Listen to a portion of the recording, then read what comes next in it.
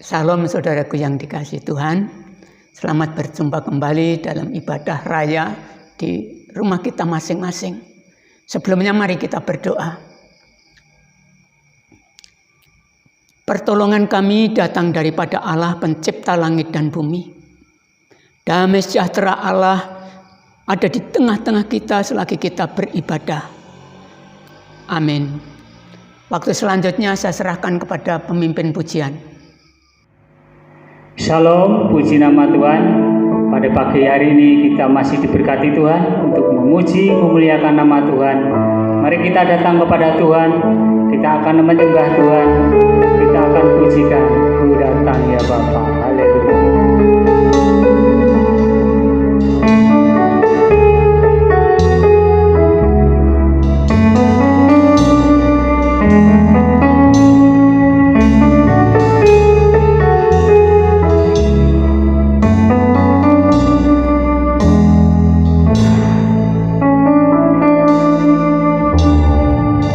Datang ya Bapa dalam kerinduan,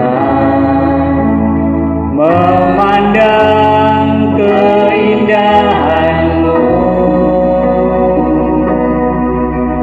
Ku berikan segalanya, semuanya yang ada. Ku ingin menyenangkan hati-Mu, oh Tuhan. Jadikan aku indah yang Kau pandang mulia, seturut karya-Mu di dalam hidupku. Ajarku berharap hanya Kepadamu, taat dan setia kepadamu, Tuhan.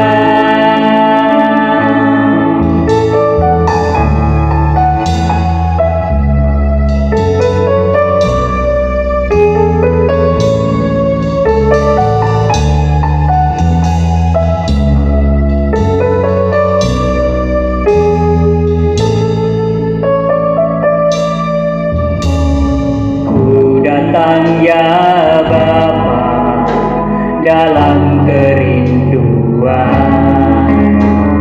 memandang keindahan-Mu. Ku berikan segalanya, semuanya yang ada. Ku ingin menyenangkan hati-Mu, oh Tuhan.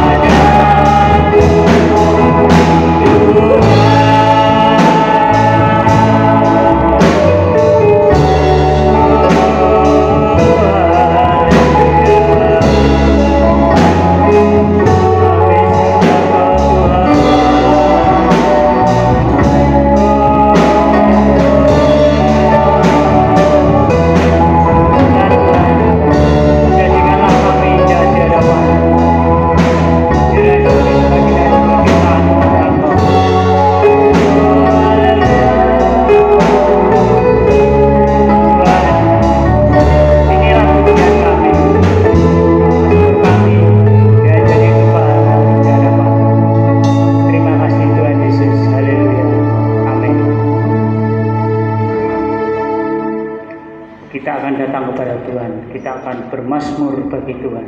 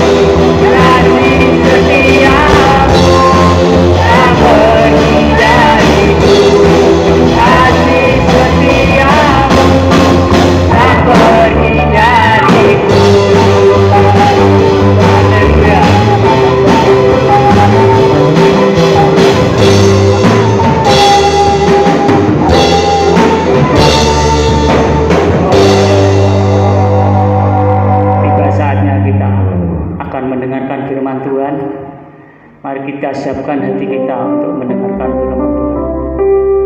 Karena jalan Tuhan itu tidak terselami.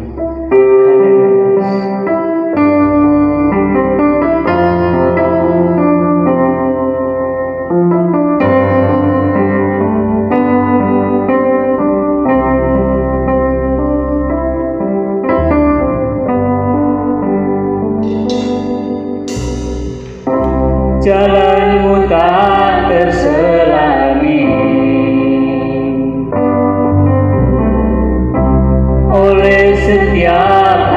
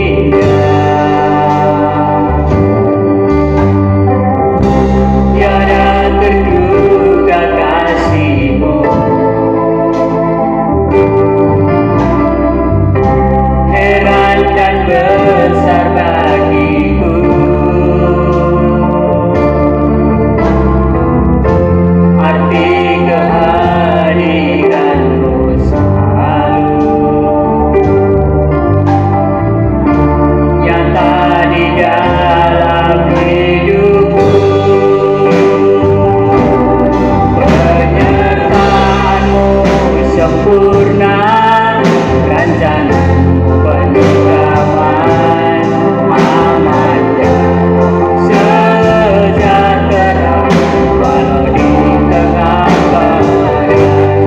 Ingin selalu bersama, rasakan keindahan arti hadiratmu.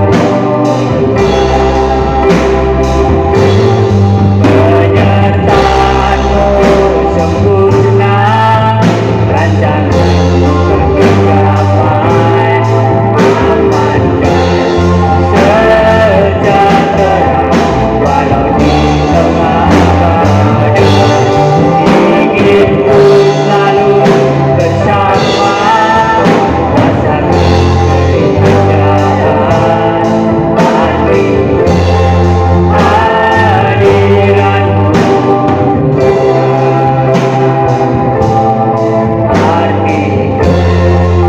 arti hadiratmu.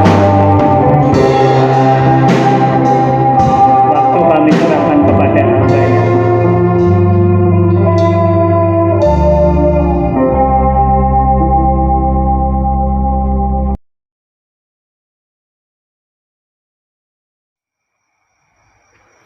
Saudaraku yang dikasihi Tuhan, mari kita mendengarkan firman Tuhan. Namun sebelumnya mari kita berdoa lebih dahulu. Mari kita berdoa. Bapa, kami datang ke hadirat-Mu mengucapkan syukur kesempatan yang Tuhan anugerahkan kepada kami secara khusus untuk mendengar firman-Mu.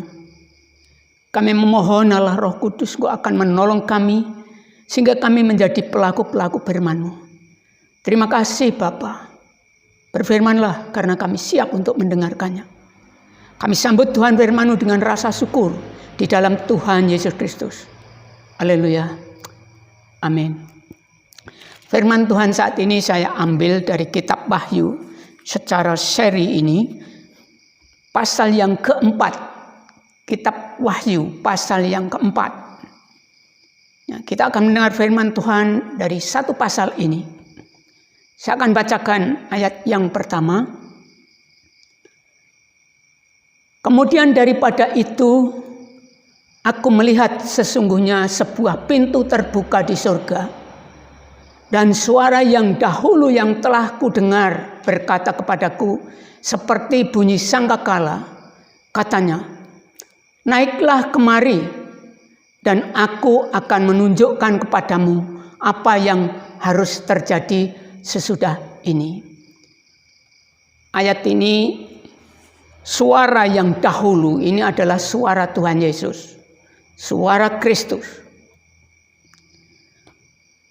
Nah, dan Allah duduk di tahtanya dan merancang sesuatu yang akan ditulis oleh Rasul Yohanes yang akan terjadi di bumi. Hal ini menarik bagi kita. Mengapa Yohanes mengajak kita untuk melihat surga sebelum kita melihat kejadian-kejadian di bumi yang ditulis oleh Rasul Yohanes nanti? Saya yakin Tuhan menghendaki supaya kita tidak takut dalam menghadapi kejadian-kejadian yang di bumi ini. Kita akan masuk ayat yang kedua.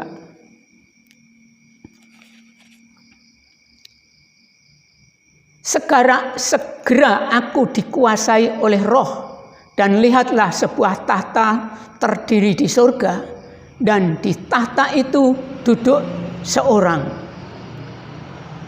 Ada 4 kali di dalam kitab Wahyu kata aku dikuasai oleh Roh. Artinya setiap nubuatan yang ditulis oleh Rasul Yohanes itu bukan datang dari manusia, tetapi dari Allah. Sesuai dengan surat Petrus bahwa nubuat itu datang daripada Allah. Kita akan melihat ayat yang ketiga.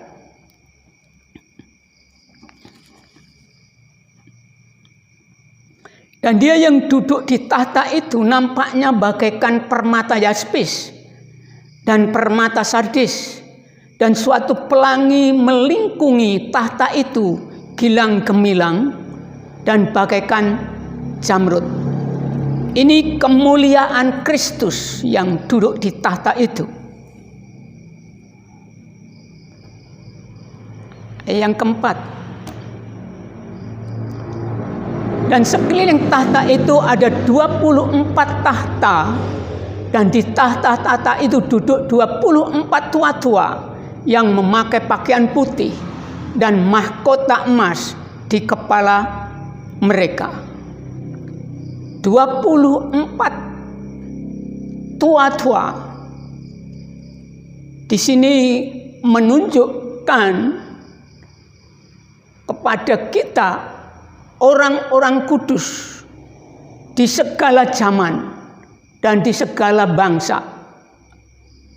Dalam perjanjian lama, umat kepunyaan Allah ada 12 suku Israel. Dalam perjanjian baru murid Tuhan Yesus 12. Sehingga ini hanya mewakili seluruh umat Tuhan dalam segala masa perjanjian lama sampai perjanjian baru, dan dari segala bangsa menyembah Allah kita. Ayat yang kelima.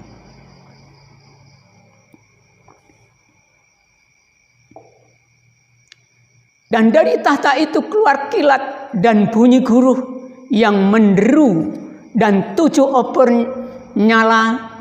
menyala-nyala di hadapan tahta itu. Itulah ketujuh roh Allah.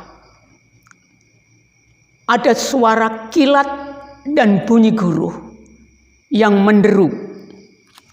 Nah, ini mengingatkan kita pada waktu Musa menerima hukum Taurat di Gunung Sinai.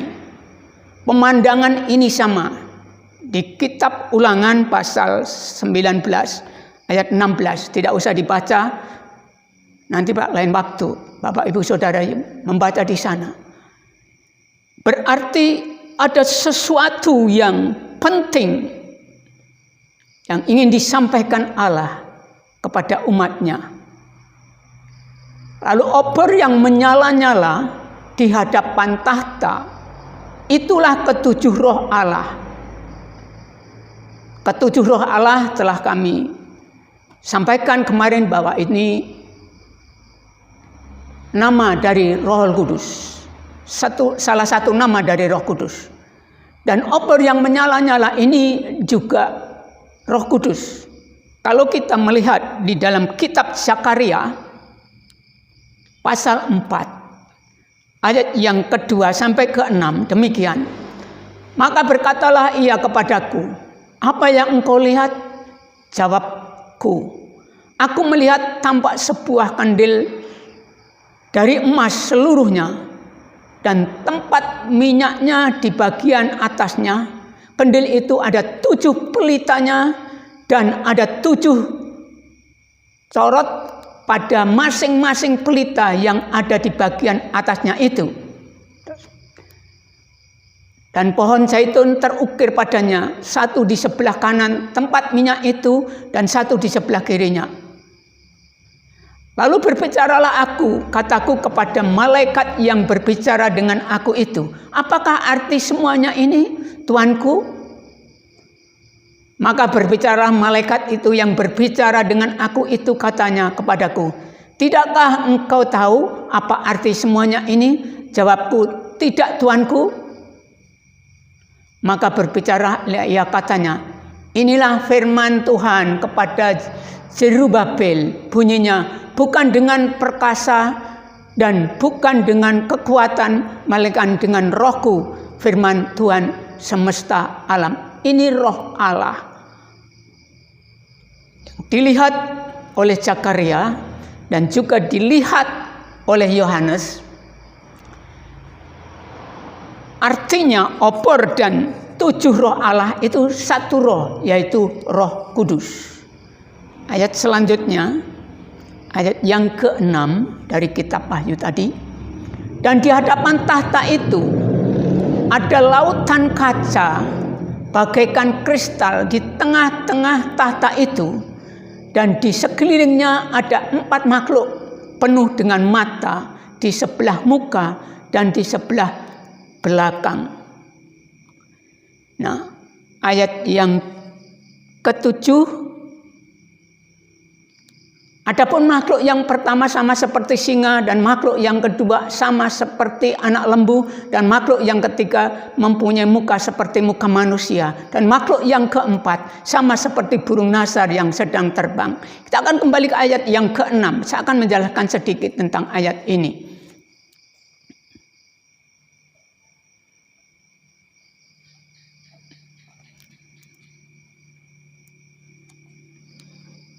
Dan di hadapan tahta itu ada lautan kaca bagaikan kristal di tengah-tengah tahta itu. Dan di kelilingnya ada 4 makhluk. Dan seterusnya. Nah, pada perjanjian baru masa itu kaca itu langka. Tapi ini berbicara tentang kekudusan dan kecemerlangan Allah itu. Saya ulangi, ini berbicara tentang kekudusan dan kecemerlangan Allah itu sendiri. Ayat yang ke-7, nah, ini merupakan simbol semua. Kalau obor dan 7 roh itu merupakan simbol dari Roh Kudus. Tapi sekarang kita melihat makhluk yang pertama sama seperti singa. Singa adalah simbol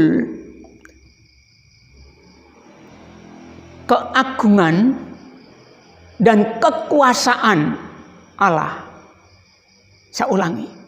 Singa adalah simbol keagungan dan kekuasaan Allah. Makhluk yang kedua seperti anak lembu. Ini simbol kesetiaan Allah.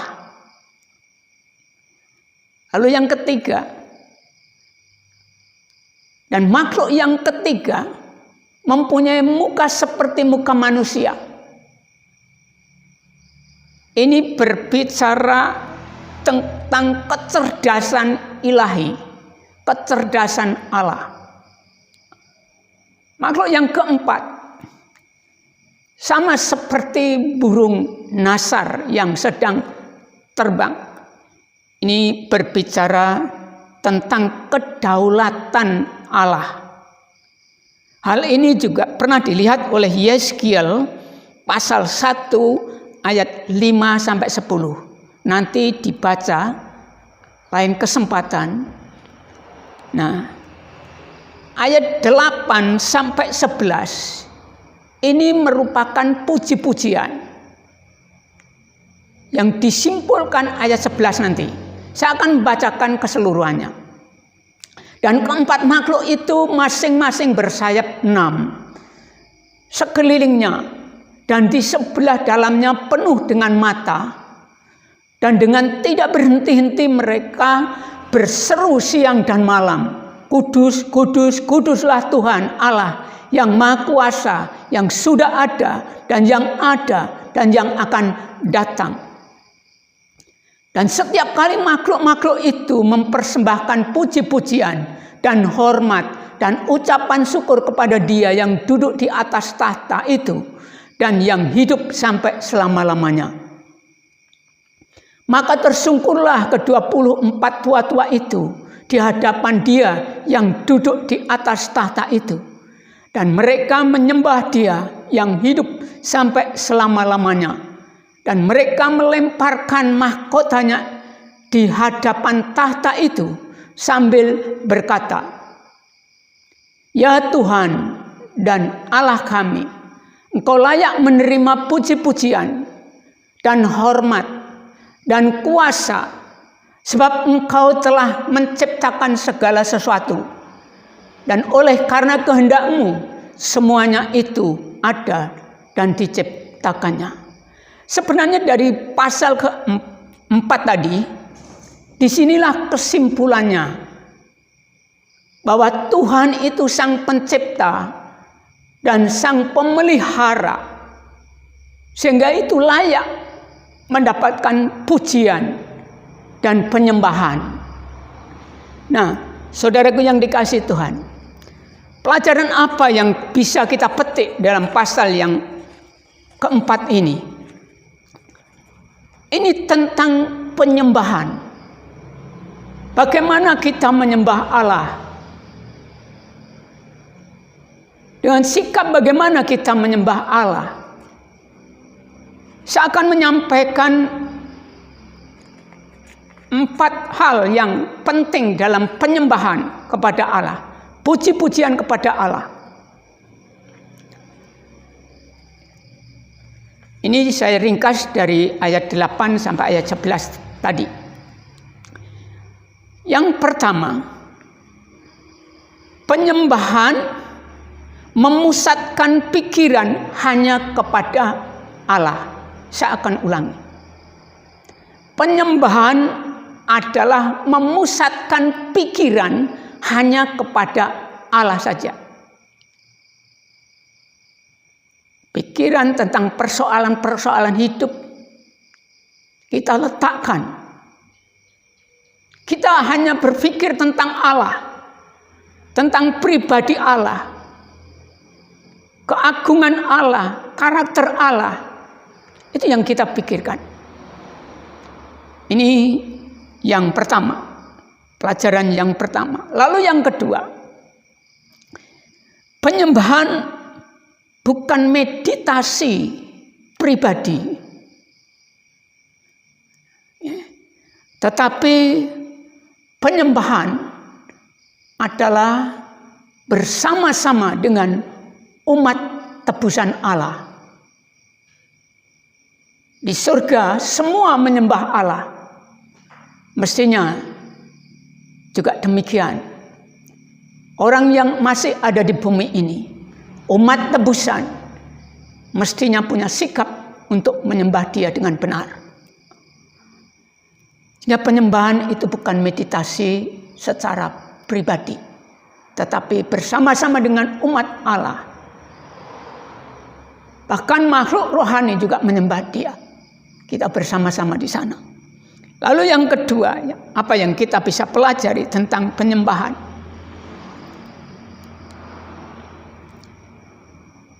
Penyembahan membuat kita menghargai karakter Allah itu. Saya ulangi. Penyembahan adalah menghargai karakter Allah itu. Kita memikirkan karakter-karakter Allah. Melalui penyembahan itu,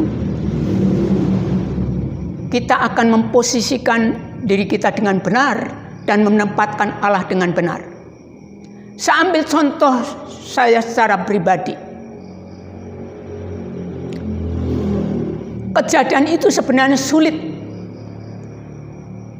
bagi saya, menempatkan saya sebagai hamba Tuhan yang harus memuji, menyembah, mengucapkan syukur kepada Allah. Karena waktu itu saya baru tahu bahwa istri saya dipanggil Tuhan. Dan dalam pelukan saya, anak saya mengajak, Pak E, ayo kita memuji Tuhan. Saya tidak mengucapkan kata-kata, tetapi saya mulai memikirkan tentang karakter Allah itu. Allah itu baik, Allah itu tidak salah, Allah itu mengasihi saya dan mengasihi istri saya. Dan akhirnya dalam mulut saya bisa mengucapkan, Tuhan kau amat baik, sangat baik Tuhan. Aku rela engkau memanggil istriku. Selamat jalan istriku. Saya cium. Hal ini Saya bisa menempatkan saya seorang hamba Tuhan. Dan saya menempatkan siapa Allah yang benar itu. Karena pemikiran saya berfokus kepada karakter Allah yang tidak salah, baik, dan tidak pernah keliru. Dan itu membuat saya menempatkan diri saya sebagai hamba Tuhan dalam kondisi itu. Dan juga menempatkan Allah yang layak kita sembah. Saudaraku yang dikasihi Tuhan, itu contoh sedikit pengalaman saya dalam menyembah Allah. Bukan kata-kata yang indah, tetapi yang terucap hanya engkau baik, engkau sangat baik. Tetapi itu menempatkan diri saya sebagai hamba Tuhan. Dan saya bisa menempatkan Allah pada posisi yang layak kita sembah. Kita hargai. Yang terakhir, pelajaran tentang penyembahan dalam kitab Wahyu pasal 4 ini. Kita bisa mengalihkan pandangan kehidupan di dunia ini, dialihkan kepada perspektif surgawi. Dalam menyembah Allah, pandangan kehidupan di dunia ini diletakkan. Kita harus memandang kehidupan di surgawi, kehidupan yang kekal. Kita akan berada di sana menyembah Dia, mengagungkan Dia. Karena Dia layak. Dia yang menciptakan kita, Dia yang memelihara kita. Di dunia ini kita yakin dalam pemeliharaannya. Saudaraku yang dikasihi Tuhan. 4 hal tentang penyembahan yang bisa kita pelajari dalam kitab Wahyu. Memusatkan pikiran kepada Allah. Menyembah bersama-sama dengan saudara seiman umat tebusan Allah di surga maupun di bumi ini. Dan menghargai tentang karakter Allah yang sudah saya sebutkan tadi. Saya beri contoh sedikit tadi. Dan mengalihkan pemikiran yang jasmani di dunia ini saja kepada perkara-perkara surgawi. Kiranya 4 pelajaran tentang penyembahan ini kita bisa laksanakan pada waktu kita menyembah Dia. Tuhan memberkati. Mari kita berdoa. Bapa, kami mengucapkan syukur karena Engkau telah memperlihatkan bagaimana umat tebusan Allah itu menyembah Engkau. Makhluk surgawi itu menyembah Engkau. Dan melalui pelajaran ini, dengan keterbatasan kami sebagai manusia, kami mau Tuhan, dengan pertolongan Roh Kudus, menyembah Engkau dengan benar. Menyembah Engkau dengan sikap yang benar. Terima kasih Bapa. Terima kasih untuk firman-Mu. Jadikan kami ya Roh Kudus, pelaku-pelaku firman-Mu. Terima kasih Bapa. Dan Tuhan, saat ini kami membawa bangsa ini ke dalam tangan Tuhan.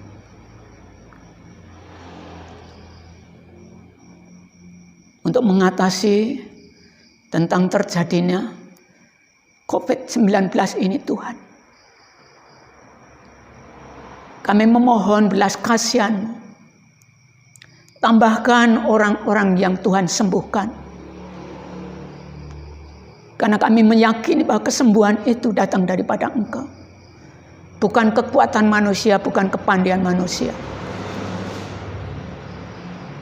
kami juga berdoa untuk para medis. Tuhan lindungi mereka yang berjuang untuk menolong orang-orang yang sedang terpapar sakit ini. Berkati keluarganya. Cukup sudah Tuhan para medis ini yang dipanggil. Kami memohon belas kasihan dan Engkau memberkati keluarganya dalam melayani orang-orang yang sedang sakit ini.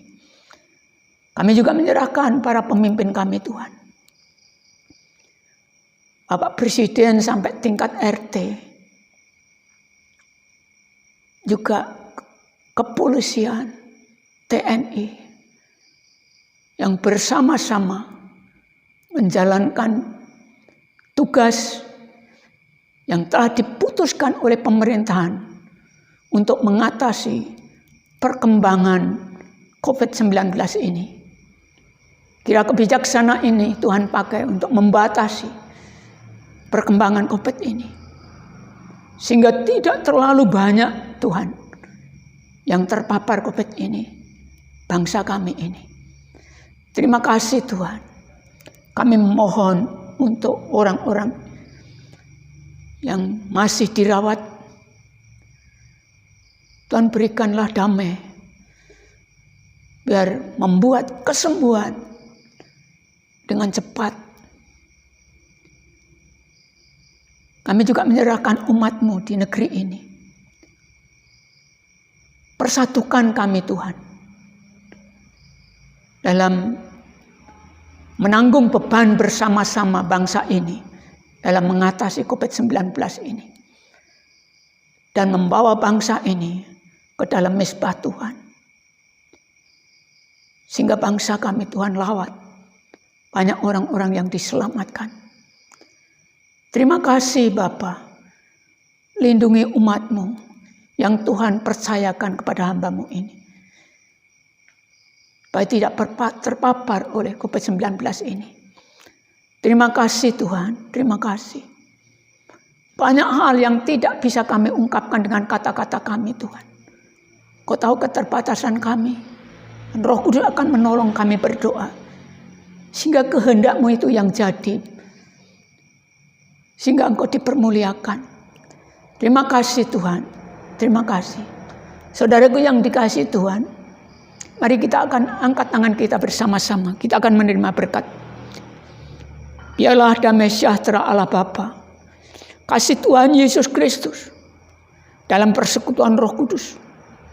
Akan membawa kita dalam kemenangan dalam hidup ini. Karena kita akan dijadikan garam dan terang di mana kita berada. Di dalam Tuhan Yesus Kristus akan memberkati kita sekalian. Haleluya. Amin. Selamat pagi saudaraku yang dikasihi Tuhan. Sampai berjumpa kembali. Tuhan memberkati.